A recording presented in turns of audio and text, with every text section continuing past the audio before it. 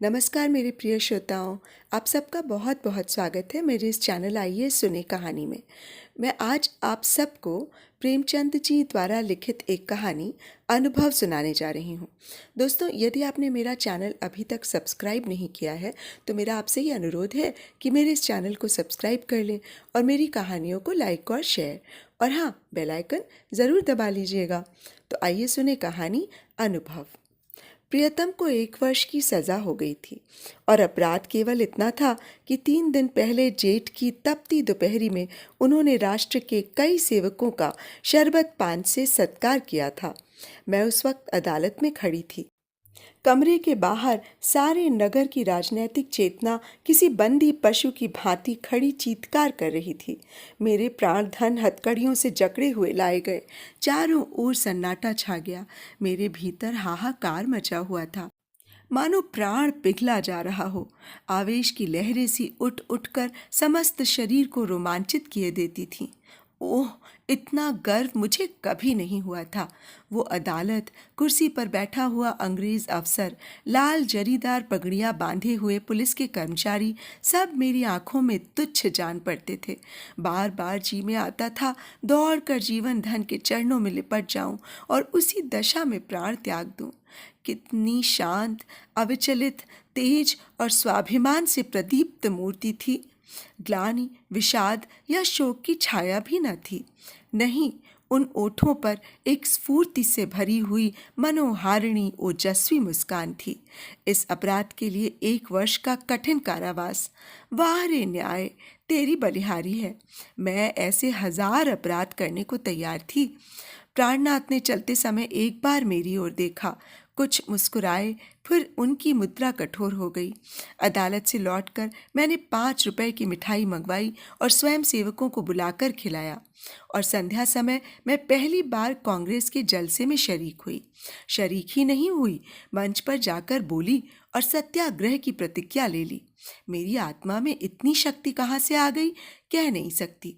सर्वस्व लुट जाने के बाद फिर किसकी शंका और किसका डर। विधाता का कठोर से कठोर आघात भी अब मेरा क्या अहित कर सकता था। दूसरे दिन मैंने 2 तार दिए, एक पिताजी को, दूसरा ससुर जी को। ससुर जी पेंशन पाते थे। पिताजी जंगल के महकमे में अच्छे पद पर थे। पर सारा दिन गुजर गया, तार के जवाब नदारद। दूसरे दिन भी कोई जवाब नहीं। तीसरे दिन दोनों महाशयों के पत्र आए। दोनों जामे से बाहर थे। ससुर जी ने लिखा था, आशा थी तुम लोग बुढ़ापे में मेरा पालन करोगे। तुमने उस आशा पर पानी फेर दिया। क्या अब चाहती हो मैं भिक्षा मांगूं? मैं सरकार से पेंशन पाता हूँ। तुम्हें आश्रय देकर मैं अपनी पेंशन से हाथ नहीं धो सकता। पिताजी के शब्द इतने कठोर न थे, पर भाव लगभग ऐसा ही था। इसी साल उन्हें ग्रेड मिलने वाला था। वो मुझे बुलाएंगे तो संभव है ग्रेड से वंचित होना पड़े। हाँ, वो मेरी सहायता मौखिक रूप से करने को तैयार थे। मैंने दोनों पत्र फाड़कर फेंक दिए और उन्हें कोई पत्र न लिखा। हाँ, स्वार्थ, तेरी माया कितनी प्रबल है। अपना ही पिता केवल स्वार्थ में बाधा पड़ने के भय से लड़की की तरफ से इतना निर्दय हो जाए, अपना ससुर अपनी बहू की ओर से इतना उदासीन हो जाए। मगर अभी मेरी उम्र ही क्या है, अभी तो सारी दुनिया देखने को पड़ी है। अब तक मैं अपने विषय में निश्चिंत थी, लेकिन अब ये नई चिंता सवार हुई। इस निर्जन घर में निराधार निराश्रय कैसे रहूंगी? मगर जाऊंगी कहाँ? अगर कोई मर्द होती तो कांग्रेस के आश्रम में चली जाती या कोई मजूरी कर लेती। मेरे पैरों में नारीत्व की बेड़ियां पड़ी हुई थीं। अपनी रक्षा की इतनी चिंता न थी जितनी अपने नारीत्व की रक्षा की। अपनी जान की फिक्र न थी, पर नारीत्व की ओर किसी की आंख भी न उठनी चाहिए। किसी की आहट पाकर मैंने नीचे देखा। 2 आदमी खड़े थे। जी में आया, पूछूं तुम कौन हो? यहाँ क्यों खड़े हो? मगर फिर ख्याल आया, मुझे ये पूछने का क्या हक? आम रास्ता है, जिसका जी चाहे खड़ा हो। पर मुझे खटका हो गया। उस शंका को किसी तरह दिल से न निकाल सकती थी। वो एक चिंगारी की भांति हृदय के अंदर समा गई थी। गर्मी से देह फूंकी जाती थी, पर मैंने कमरे का द्वार भीतर से बंद कर लिया। घर में एक बड़ा सा चाकू था, उसे निकालकर सिरहाने रख लिया। वो शंका सामने बैठी घूरती हुई मालूम होती थी। किसी ने पुकारा। मेरे रोए खड़े हो गए। मैंने द्वार से कान लगाया। कोई मेरी कुंडी खटखटा रहा था। कलेजा धक धक करने लगा। वही दोनों बदमाश होंगे। क्यों कुंडी खटखटा रहे हैं? मुझसे क्या काम है? मुझे झुंझलाहट आ गई। मैंने द्वार खोला और छज्जे पर खड़ी होकर जोर से बोली, कौन कुंडी खड़खड़ा रहा है? आवाज सुनकर मेरी शंका शांत हो गई। कितना ढारस हो गया। ये बाबू ज्ञानचंद थे। मेरे पति के मित्रों में इनसे ज्यादा सज्जन दूसरा कोई नहीं। मैंने नीचे जाकर द्वार खोल दिया। देखा तो एक स्त्री भी थी। वो मिसेस ज्ञानचंद थी। ये मुझसे बड़ी थी। पहले पहल मेरे घर आई थी। मैंने उनके चरण स्पर्श किए। हमारे यहाँ मित्रता मर्दों ही तक रहती है, औरतों तक नहीं जाने पाती। दोनों जने ऊपर आए। ज्ञान बाबू एक स्कूल में एक मास्टर हैं, बड़े ही उदार, विद्वान, निष्कपट। पर आज मुझे मालूम हुआ कि उनकी पथ प्रदर्शिका उनकी स्त्री है। वो दोहरे बदन की प्रतिभाशाली महिला थी। चेहरे पर ऐसा रौब था मानो कोई रानी हो। सिर से पांव तक गहनों से लदी हुई। मुख सुंदर न होने पर भी आकर्षक था। शायद मैं उन्हें कहीं और देखती तो मुंह फेर लेती। गर्व की सजीव प्रतिमा थी, पर बाहर जितनी कठोर, भीतर उतनी ही दयालु। घर कोई पत्र लिखा? ये प्रश्न उन्होंने कुछ हिचकते हुए कहा। हाँ, लिखा था, मैंने कहा। कोई लेने आ रहा है? जी नहीं, न पिताजी अपने पास रखना चाहते हैं न ससुर जी। तो फिर क्या? अभी तो यहीं पड़ी हूं। तो मेरे घर क्यों नहीं चलती? अकेले तो इस घर में मैं ना रहने दूंगी। खुफिया के तो आदमी इस वक्त भी डटे हुए हैं। मैं पहले ही समझ गई थी दोनों खुफिया के आदमी होंगे। ज्ञान बाबू ने पत्नी की ओर देखकर मानो उसकी आज्ञा से कहा, तो मैं जाकर तांगा लाऊं? देवी जी ने इस तरह देखा मानो कह रही हूं, क्या अभी तुम यहीं खड़े हो? मास्टर साहब चुपके से द्वार की ओर चले। ठहरो, देवी जी बोली, कै तांगे लाओगे? कै? मास्टर साहब घबरा गए। हाँ, कै। एक तांगे पर 3 सवारियां ही बैठेंगी। संदूक, बिछावन, बर्तन, भांडे क्या मेरे सिर पर जाएंगे? तो 2 लेता आऊंगा। मास्टर साहब डरते डरते बोले, एक तांगे में कितना सामान भर दोगे? तो 3 लेता आऊं? अरे तो जाओगे भी? जरा सी बात के लिए घंटा भर लगा दिया। मैं कुछ करने न पाई थी कि ज्ञान बाबू चल दिए। मैंने सकुचाते हुए कहा, बहन, तुम्हें मेरे जाने से कष्ट होगा। और देवी जी ने तीक्ष्ण स्वर में कहा, हाँ, होगा तो अवश्य। तुम दोनों जून में 2-3 पाव भर आटा खाओगी, कमरे के एक कोने में अड्डा जमा लोगी, सिर में आने का तेल डालोगी। यह क्या थोड़ा कष्ट है? मैंने झेपते हुए कहा, आप तो बना रही हैं। देवी जी ने सहृदय भाव से मेरा कंधा पकड़कर कहा, जब तुम्हारे बाबूजी लौट आवे तो मुझे भी अपने घर मेहमान रख लेना। मेरा घाटा पूरा हो जाएगा। अब तो राजी हुई? चलो असबाब बांधो, खाट वाट कल मंगवा लेंगे। मैंने ऐसी सहृदय, उदार, मीठी बातें करने वाली स्त्री नहीं देखी। मैं उनकी छोटी बहन होती तो भी शायद इससे अच्छी तरह ना रखती। चिंता या क्रोध को तो जैसे उन्होंने जीत लिया हो। सदैव उनके मुख पर मधुर विनोद खेला करता था। कोई लड़का बाला न था, पर मैंने उन्हें कभी दुखी नहीं देखा। ऊपर के काम के लिए लौंडा रख लिया था, भीतर का सारा काम खुद करती। इतना कम खाकर और इतनी मेहनत करके वो कैसे इतनी हृष्ट पुष्ट थीं, मैं नहीं कह सकती। विश्राम तो जैसे उनके भाग्य में ही नहीं लिखा था। जेठ की दोपहरी में भी न लेटती थीं। हाँ, मुझे कुछ न करने देती। उस पर जब देखो कुछ खिलाने को सिर पर सवार। मुझे यहाँ बस यही एक तकलीफ थी। मगर 8 ही दिन गुजरे थे कि एक दिन मैंने उन्हीं दोनों खुफियों को नीचे बैठा देखा। मेरा माथा ठनका। ये अभागे यहाँ भी मेरे पीछे पड़े हैं। मैंने तुरंत बहन जी से कहा, वे दोनों बदमाश यहाँ भी मंडरा रहे हैं। उन्होंने हिकारत से कहा, कुत्ते हैं, फिरने दो। मैं चिंतित होकर बोली, कोई स्वांग ना खड़ा करें। उसी बेपरवाही से बोली, भूखने के सिवा और क्या कर सकते हैं? मैंने कहा, काट भी तो सकते हैं। हंसकर बोली, इसके डर से कोई भाग तो नहीं जाता ना? मगर मेरी दाल में मक्खी पड़ गई। बार बार छज्जे पर जाकर उन्हें टहलते देखा थी। ये सब मेरे पीछे पड़े हुए हैं। आखिर मैं नौकरशाही का क्या बिगाड़ सकती हूँ? मेरी सामर्थ्य क्या है? क्या ये सब इस तरह से मुझे यहाँ से भगाने पर तुले हैं? इससे उन्हें क्या मिलेगा?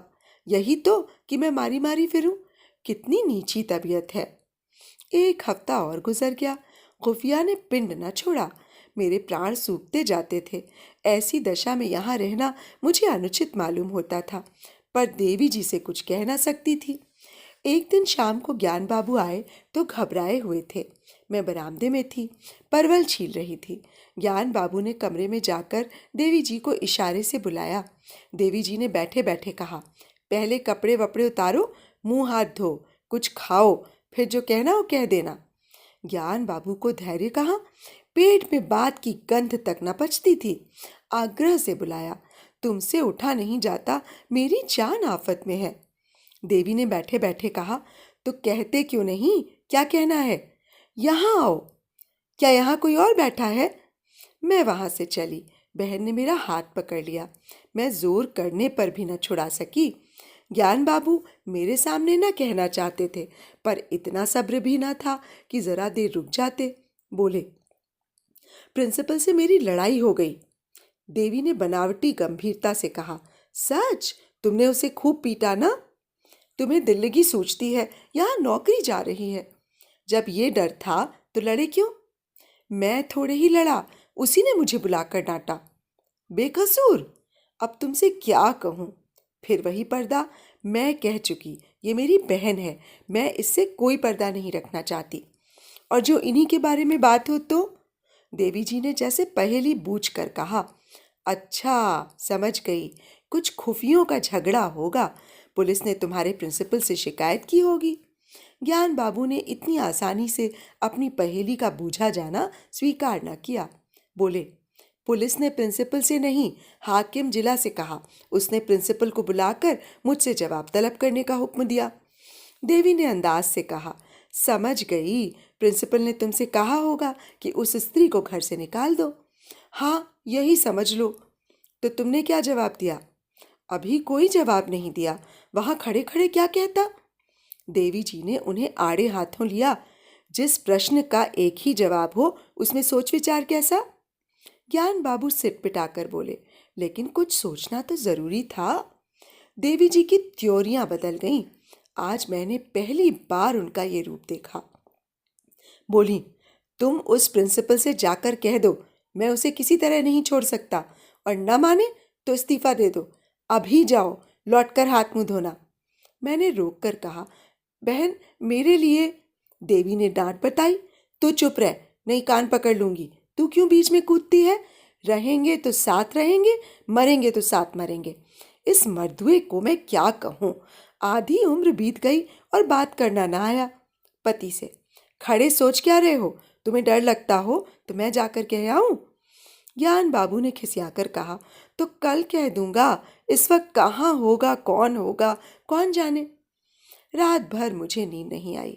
बाप और ससुर जिसका मुंह नहीं देखना चाहते, उसका ये आदर, राह की भिखारिन का ये सम्मान। देवी, तू सचमुच देवी है। दूसरे दिन ज्ञान बाबू चले तो देवी ने फिर कहा, फैसला करके घर आना, ये ना हो कि फिर सोचकर जवाब देने की जरूरत पड़े। ज्ञान बाबू के चले जाने के बाद मैंने कहा, तुम मेरे साथ बड़ा अन्याय कर रही हो बहन जी। मैं ये कभी नहीं देख सकती कि मेरे कारण तुम्हें ये विपत्ति झेलनी पड़े।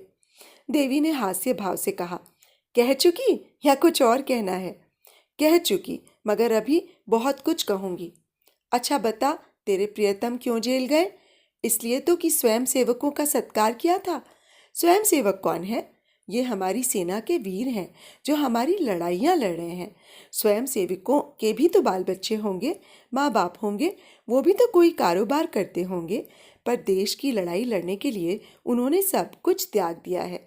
ऐसे वीरों का सत्कार करने के लिए जो आदमी जेल में डाल दिया जाए, उसकी स्त्री के दर्शनों से भी आत्मा पवित्र होती है। मैं तुझ पर एहसान नहीं कर रही हूँ, तू मुझ पर एहसान कर रही है।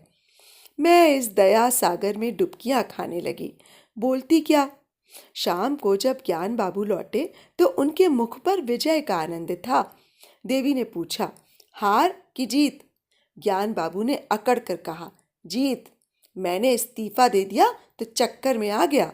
उसी वक्त हाकिम जिला के पास गया। वहाँ न जाने मोटर पर बैठकर दोनों में क्या बातें हुई। लौटकर मुझसे बोला, आप पॉलिटिकल जलसों में तो नहीं जाते? मैंने कहा, कभी भूलकर भी नहीं। कांग्रेस के मेंबर तो नहीं है? मैंने कहा, मेंबर क्या, मेंबर का दोस्त भी नहीं। कांग्रेस फंड में चंदा तो नहीं देते? तो हमें आपसे कुछ नहीं कहना है, मैं आपका इस्तीफा वापस करता हूँ। देवी जी ने मुझे गले लगा लिया। तो अभी आपको मैं सुना रही थी मुंशी प्रेमचंद जी द्वारा लिखित एक कहानी, अनुभव। दोस्तों, आपको कहानी और मेरा वाचन कैसा लगा मुझे कमेंट बॉक्स में ज़रूर बताइएगा। आपका बहुमूल्य समय इस कहानी को सुनने में देने के लिए आपका बहुत बहुत धन्यवाद। तो अब मुझे इजाज़त दीजिए। नमस्कार।